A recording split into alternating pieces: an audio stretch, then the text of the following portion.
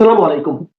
দর্শক, অন্য মঞ্চের আলোচনায় আজকে আমাদের আমন্ত্রিত অতিথি হিসেবে আছেন। এই সরকার ৫ মাস সময় পাবে কিনা এটা নিয়ে তো ভয় লাগছে এখন, কারণ ৩ মাস যেতে না যেতেই যেই সরকারের প্রধানকে ভুয়া ভুয়া শুনে গাড়িতে গিয়ে লুকাতে হয়, সেই সরকার আর কয় মাস চলতে পারবে এই দেশে? এটা তো একটা প্রশ্ন।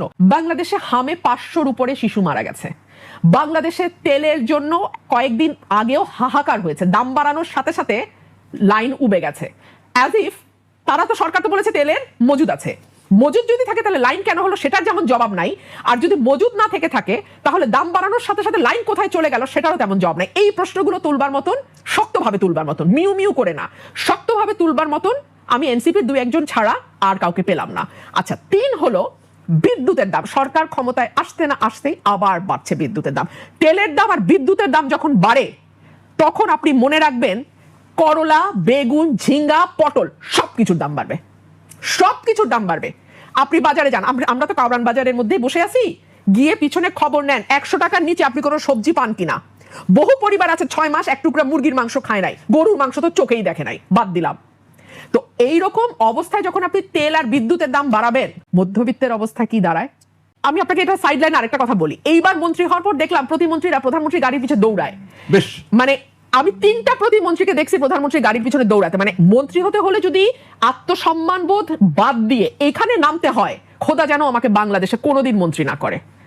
ইন্ডিপেন্ডেন্ট এমপির সম্মান অনেক বেশি, খোদা যেন আমাকে কোনোদিন মন্ত্রী না করে, যেখানে আমাকে একজন ব্যক্তির গাড়ির পিছনে, টিসিবির ট্রাকের পেছনে দৌড়ানোর মতন, অভাবী মানুষের মতন আমাকে দৌড়াতে বাধ্য করে। আমি এর চেয়ে খারাপ ভাবে আর কিছু বললাম না। প্রধানমন্ত্রী তো খুব সিরিয়াস, উনি তো রামিসার বাসায় ছুটে গেলেন, ধর্ষণের শিকার এই শিশু। উনি তো এক মাসের মধ্যে বিচারের প্রতিশ্রুতি দিলেন, আবার ওখানে তাদের মন্ত্রীদের কি অবস্থা হলো যদি বলতেন একটু, এখানে কি আমরা রিঅ্যাকশন পাই? দেখুন, আমি আজকে একটা পরিসংখ্যান দেখছিলাম, গত ১ মাসে মাদ্রাসায় বলাৎকারের শিকার হয়েছে ১০০ শিশু।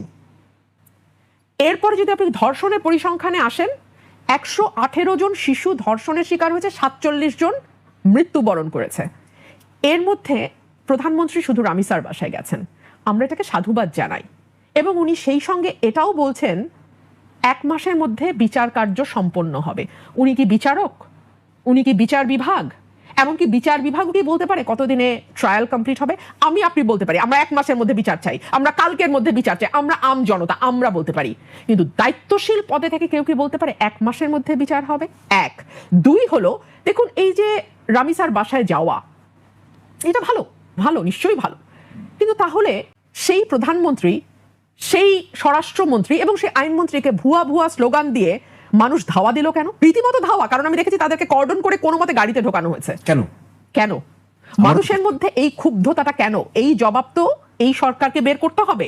কারণ এর আগের সরকার ১৫ বছর ৬ মাস সময় পেয়েছে, এই সরকার ৫ মাস সময় পাবে কিনা এটা নিয়ে তো ভয় লাগছে এখন।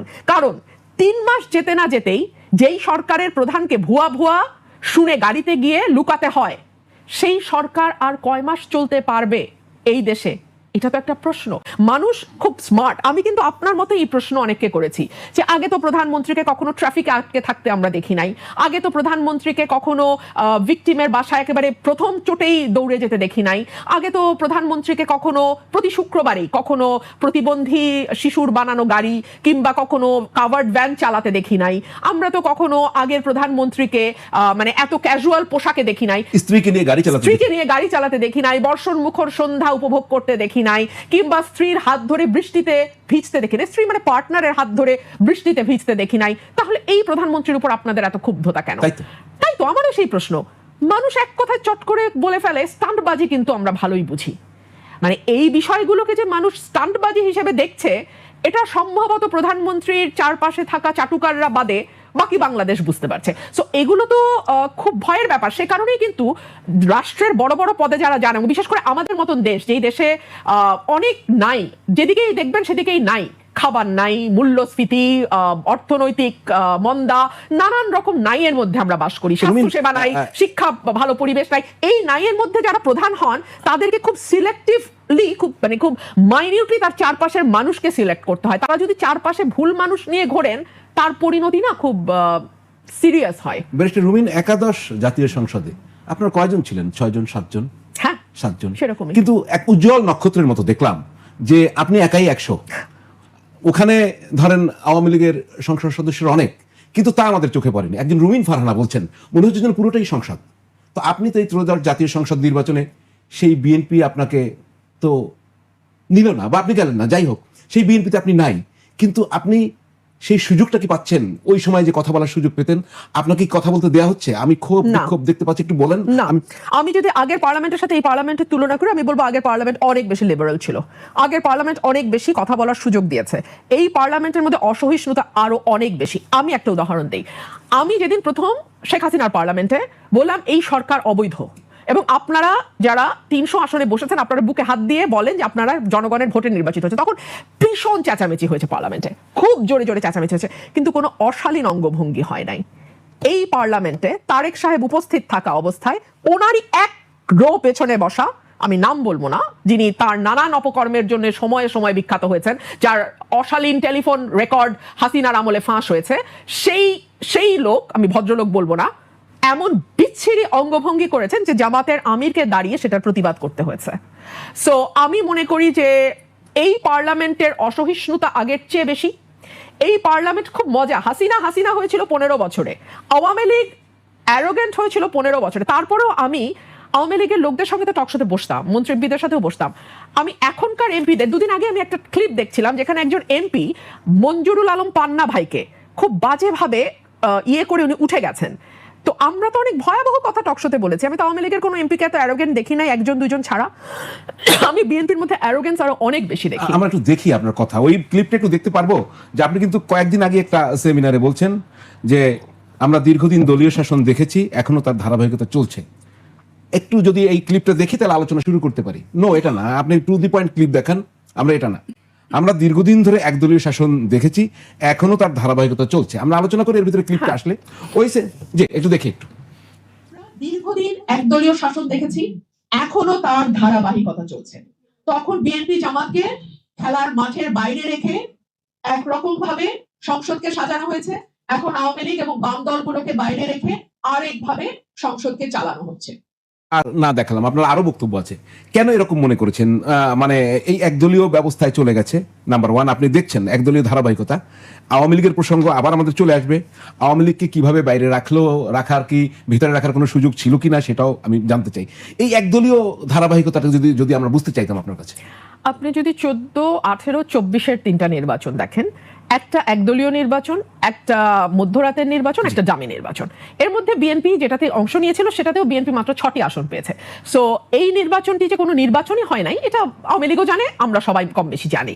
সো ওই সংসদে যখন আমি গেলাম 18 সালে, আমার কাছে মনে হলো যে এটা তো আওয়ামী লীগ +1, মানে আওয়ামী লীগ আর জাতীয় পার্টিকে আমার আলাদা দল মনে হয় নাই, মানে আওয়ামী লীগ +1 একটা, আওয়ামী লীগ +1, এটা জাতীয় পার্টি একটা আলাদা দল, আলাদা সবাই entity। জানে, আমি পরবর্তী ব্যাপারে জানতে চাচ্ছি।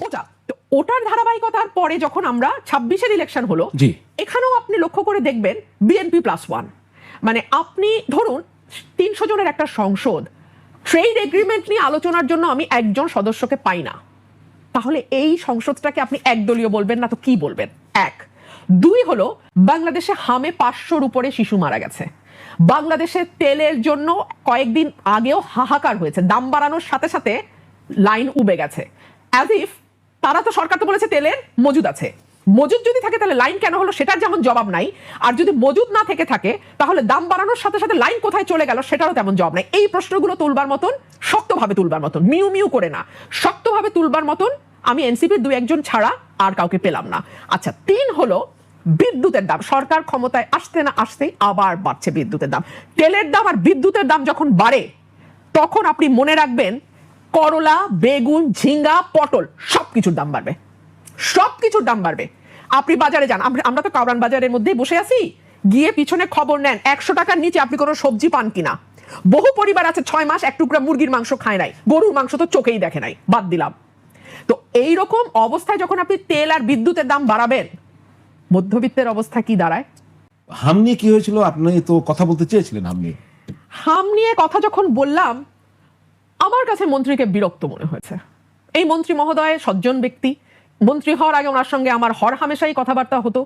তো মন্ত্রী হওয়ার পর হয়তো উনি আর কি সেই মানে যাই হোক, মন্ত্রিত্বের তো একটা গরম আছেই। প্রধানমন্ত্রী বলেন না চেয়ার দিয়ে আগুন বেরোয়, তো প্রধানমন্ত্রীর চেয়ার যদি দাউ দাউ করে জ্বলে, মন্ত্রীদের চেয়ার যে একটু একটু মানে মাইক্রো ওভেনের কাজ করবে না তা তো না। তো মন্ত্রীদের চেয়ারও একটু একটু মাইক্রো ওভেনের কাজ করে, মন্ত্রীরাও একটু গরম হন। তো উনি খুব একটা কমফোর্টেবল ছিলেন না উত্তর দিতে, আমার মনে হয়েছে। মেবি আই এম রং। তো আমি ওনাকে বললাম, উনি বললেন এত ভয় দেখালে নাকি সবার হাম হবে, মানে রোগাক্রান্ত হয়ে যাবে। তো আমি বললাম আমরা তো সাংসদের সামনে কথা বলি, 300 হামের রুগী নিয়ে না। সো এই যে একটা জব দেখি তার ল্যাকিং এবং দোষ চাপানো, এবং ভেরি ইন্টারেস্টিং দেখেন এই সরকারটি কিন্তু ইউনূস সরকারের একটা প্রলম্বিত অংশ। আমি বলি কেন, আমি এ কারণেই বলছি প্রলম্বিত অংশ। এই সরকার আসার ঠিক 3 দিন আগে ট্রেড এগ্রিমেন্টের মতো একটা ভয়াবহ গোলামির চুক্তি বাংলাদেশে হয়েছে। যেই এগ্রিমেন্টটা নিয়ে ধরেন আমার মতন দুষ্ট লোক এটাকে গোলামির চুক্তি বলতেছে, নিজের পলিটিক্যাল ফিউচারের কথা চিন্তা না করেই বলতেছে। বাকিরা এটা নিয়ে আলোচনা, দুষ্ট না বোকালো। আমি আপনাকে এটা সাইডলাইন আরেকটা কথা বলি। এইবার মন্ত্রী হওয়ার পর দেখলাম প্রতিমন্ত্রীরা প্রধানমন্ত্রী গাড়ির পিছনে দৌড়ায়। বেশ, মানে আমি 3টা প্রতিমন্ত্রীকে দেখছি প্রধানমন্ত্রী গাড়ির পিছনে দৌড়াতে। মানে মন্ত্রী হতে হলে যদি আত্মসম্মান বোধ বাদ দিয়ে এখানে নামতে হয়, খোদা যেন আমাকে বাংলাদেশে কোনোদিন মন্ত্রী না করে। ইন্ডিপেন্ডেন্ট এমপির সম্মান অনেক বেশি, খোদা যেন আমাকে কোনোদিন মন্ত্রী না করে, যেখানে আমাকে একজন ব্যক্তির গাড়ির পিছনে টিসিবির ট্রাকের পিছনে দৌড়ানোর মতন অভাবী মানুষের মতন আমাকে দৌড়াতে বাধ্য করে। আমি এর চেয়ে খারাপ ভাবে আর কিছু বললাম না। আমরা শুনবো আপনার কথা, আরো আরো অনেক বিষয় রয়েছে। আমি ওটাতে শেষ করি জি। যে এই বিষয়গুলো নিয়ে আলোচনা করবার সাহস সংসদে 2 দলের 1 দলও করলো না, মানে বিএনপি এবং জামাতের কেউ সাহস করলো না। তার মানে এটা হচ্ছে ইউনূসের একটা প্রলম্বিত অংশ। ইউনূসের খলিলুর রহমান এই সরকারের পররাষ্ট্রমন্ত্রী, মানে বিএনপি এতই অযোগ্য পার্টি যে যারা গত 25 বছরে তাদের 20 বছর ধরে বিরোধী দলে থাকা অবস্থায় তাদের একটা পররাষ্ট্রমন্ত্রী ঠিক করতে পারে নাই। সো খলিলুর রহমানকে তাদের পররাষ্ট্রমন্ত্রী বানাইতে হইতেছে। চিন্তা করেন এটা ইউনূসের অংশ যে সরকারের তথ্য উপদেষ্টা ডক্টর জাহিদুর রহমান বলছে যে না না আমরা বিশ্বাস করতে চাই যে ইউনূস সরকারের সময় শিশুদেরকে হত্যা করার উদ্দেশ্যে টিকা বন্ধ হয়েছে, বিষয়টি এমন নয়। আরে বোকা, ছাগল শব্দটা নাই বললাম মিডিয়াতে। কেউ তো হত্যার উদ্দেশ্যে করে না, কিন্তু যখন তার গাফিলতি এমন পর্যায়ে যায় যেটাকে বলা হয় রেকলেসনেস আইনের ভাষায়, যে এমন পর্যায়ে রেকলেসনেস যে যেটা অবধারিতভাবে মৃত্যু নিয়ে আসবে অন্য মানুষের, এবং সেটা তোমার না বোঝাটা বা সেইটাকে পাত্তা না দেওয়াটা তোমার এমন রেকলেসনেস যেটার জন্য তুমি হোমিসাইডের অপরাধী হতে পারো। জি, আমি বিরতিতে যেতে চেয়েছিলাম, আর একটা প্রশ্ন না করে আর যেতে পারছি না। তো অযোগ্য দলটি সম্পর্কে যখন বিএনপিতে ছিলেন তখন টের পাননি? না, তখন পাই নাই। কেন?